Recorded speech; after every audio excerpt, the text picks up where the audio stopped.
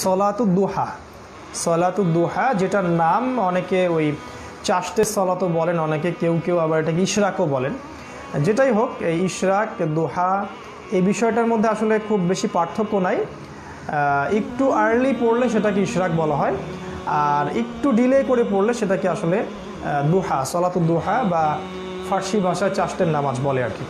তো আমি প্রথমে ফজিলতটা বলছি যে যারা নিয়মিত সলাতুদ্দোহা আদায় করেন, সলাতুদ্দোহা নিয়মিত আদায় করেন মিনিমাম 2 রাকাত, তাদের রিজিকের মধ্যে, এবং রিজিক বলতে শুধু টাকা পয়সা বোঝাচ্ছি না, রিজিক বলতে কিন্তু শুধু টাকা বোঝানো হয় না। তাদের রিজিক বলতে আমাদের মেধা, আমাদের অর্থ, আমাদের সম্পদ, আমাদের ঈমান, আমাদের ইসলাম, দুনিয়ার কল্যাণ বা হাসানা, পরকালের আল্লাহ প্রদত্ত নিয়ামত, ইভেন নেককার স্ত্রী, নেককার স্বামী, সুসন্তান সন্ততি, ভালো একটা ব্যবসা, ভালো একটা চাকরি বা যেটাই হোক, এই সমস্ত বিষয়গুলোই কিন্তু রিজিকের অন্তর্ভুক্ত। ইভেন আমাদের তাকদীর আমাদের রিজিকের অন্তর্ভুক্ত। তো এই যে চাষতের সলাতটার কথা বলছি বা সলাতুদ্দোহা বা ইশরাকের নামাজ যেটাই আপনি বলেন, এটা যারা নিয়মিত পড়ার চেষ্টা করে, আল্লাহ রাব্বুল আলামিন তাদের রিজিকের মধ্যে তার পক্ষ থেকে বারাকা দান করেন, বরকত দান করেন। এই বরকতটা অনেক সময় বোঝা যাবে, অনেক সময় বোঝা যাবেও না, কিন্তু আল্লাহ পাক ভালো জানেন যে বারাকা কাকে কিভাবে কোন দিক দিয়ে কতটুকু দিতে হবে। ঠিক আছে, অনেক সময় আমরা হয়তো বুঝতে নাও পারতে পারি, কিন্তু বারাকা হয়ে গেছে হয়তো আমরা বুঝতে পারিনি। তো যাই হোক, এই সালাতটার ফজিলত সম্পর্কে রাসূল সাল্লাল্লাহু আলাইহি ওয়াসাল্লাম আরও বলেছেন যে প্রত্যেকটা আদম সন্তান, মানে প্রতিটা আদম সন্তান যখন ঘুম থেকে ওঠে, তখন প্রত্যেকটা আদম সন্তান যখন ঘুম থেকে ওঠে, আমি প্রশ্নটা বুঝতে পারিনি, না আচ্ছা আমি বুঝতে পারছি, আমি পরে অ্যান্সার করছি।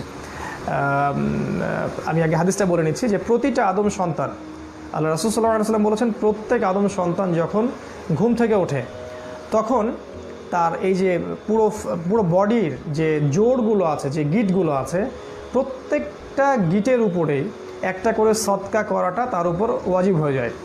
এটা আল্লাহ পাক যে আমাদেরকে সুস্থতার সাথে বা প্রাণটা আবার দেহে ফিরিয়ে দিলেন, এর শুকরিয়া স্বরূপই আসলে এটা আমাদের উপর বর্তিত হয়ে যায়। আর আল্লাহ রাসূল সাল্লাল্লাহু আলাইহি ওয়াসাল্লাম বলেছেন জোর আছে মোট 360টা। তিনি কোনো মেডিকেল ডক্টর ছিলেন না, তারপরেও তিনি বলেছেন আল্লাহর ওয়াহি থেকেই যে 360টা জোড়া আমাদের দেহে আছে। সত্যিকার অর্থে তিনি সবচেয়ে বড় মেডিকেল ডক্টর ছিলেন যদি আমরা ওই সেন্সে ধরি, কিন্তু অ্যাজ এ নবী তিনি আল্লাহর ওয়াহি নিয়ে কথা বলতেন। আল্লাহ পাক তাকে জানিয়ে দিয়েছিলেন যে আমাদের শরীরের মধ্যে 360টা জোড় আছে। আর রাসূল সাল্লাল্লাহু আলাইহি ওয়াসাল্লাম বলছেন 360টা জোড় এর সমান অনুপাতে সদাকা করাটা আমাদের উপরে প্রতিদিন ফরজ হয়ে যায় বা ওয়াজিব হয়ে যায়। তো রাসূল সাল্লাল্লাহু আলাইহি ওয়াসাল্লাম যখন এটা বললেন, তখন সাহাবীরা তো অনেকে একটু আশঙ্কাও বোধ করলেন যে এতগুলো সাদাকা আমরা কেমন করে করতে পারি একদিনে। তখন তিনি বলে দিলেন যে প্রত্যেকবার সুবহানাল্লাহ বলাও একটা সাদাকা, প্রত্যেকবার আলহামদুলিল্লাহ বলা একটা সাদাকা, প্রত্যেকবার আল্লাহু আকবার এটা বলা একটা সাদাকা, লা ইলাহা ইল্লাল্লাহ বলা একটা সাদাকা, লা হাওলা ওয়ালা কুওয়াতা ইল্লা বিল্লাহ এটা বলা একটা সাদাকা, বা কাউকে ভালো কাজের আদেশ করা সাদাকা, কাউকে মন্দ কাজে নিষেধ করাটা একটা সাদাকা, কোনো রাস্তায় কোনো কি বলবো যে কষ্টদায়ক কিছু পড়ে আছে এটাকে তুলে সরিয়ে দেওয়াটাও সাদাকা। মানে প্রতিটা ভালো কাজই কিন্তু সাদাকা। ঠিক আছে, ইভেন স্ত্রীর মুখে যদি খাবার কেউ তুলে দেয়, কোনো স্বামী বা স্বামীর মুখে স্ত্রী যদি খাবার তুলে দেয়, ইসলামে বলা হয়েছে সেটাও একটা সাদাকা, সুবহানাল্লাহ। তো এইভাবে তিনি ব্যাপারটাকে সহজ করে দিলেন, এবং তিনি বললেন শেষে, হাদিসের শেষ অংশে, যে যারা এগুলো কোনোটাই করতে পারবে না, কিন্তু শুধুমাত্র 2 রাকাত সালাত আদায় করবে, কখন? দুহার সময়, মানে আমাদের বাংলাদেশ বা যে আমাদের ক্লক যেটা আছে, এই ক্লকের টাইমে ধরে নেন যে 6টা থেকে, মানে সূর্য ওঠার পর থেকে 10টা সাড়ে 10টা পর্যন্ত, এই যে সময়টুকু, এই যে 6টা বা 5:30 বা 6টা থেকে যে 10টা সাড়ে 10টা, এই টাইমটুকু আছে, এই টাইমটুকুর মধ্যে যারা 2 রাকাত সালাত পড়বে, এই সময়টুকু বলা হয় দুহার সময়। মানে দুহা মানে সূর্য একটু উত্তপ্ত হয় আর কি, এটাকে দুহা বলা হয়। কোরআনে একটা সূরা আছে ওয়া দুহা ওয়াল লাইলি ইযা সাজা।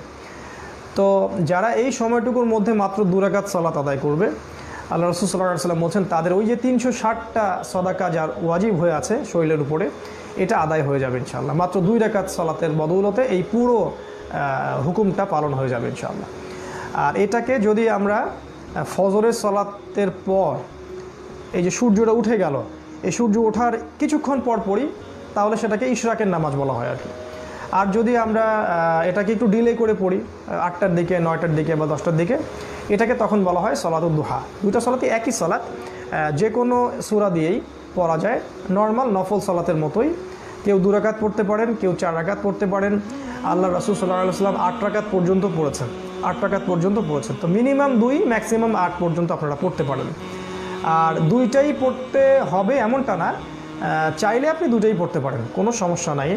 কিন্তু মিনিমাম একটা যেন আমরা করতে পারি প্রতিদিন। আল্লাহ পাক এই তৌফিক আমাদেরকে দান করুন। এর ফলে যা হবে যে আমরা প্রতিদিন, প্রত্যেক দিন হোক আমরা ধনী হই বা গরিব হই বা আমাদের স্ট্যাটাস যাই হোক না কেন, আমরা কিন্তু প্রত্যেক দিন 360টা করে সদকা করার নেকি পেয়ে যাবো ইনশাআল্লাহ।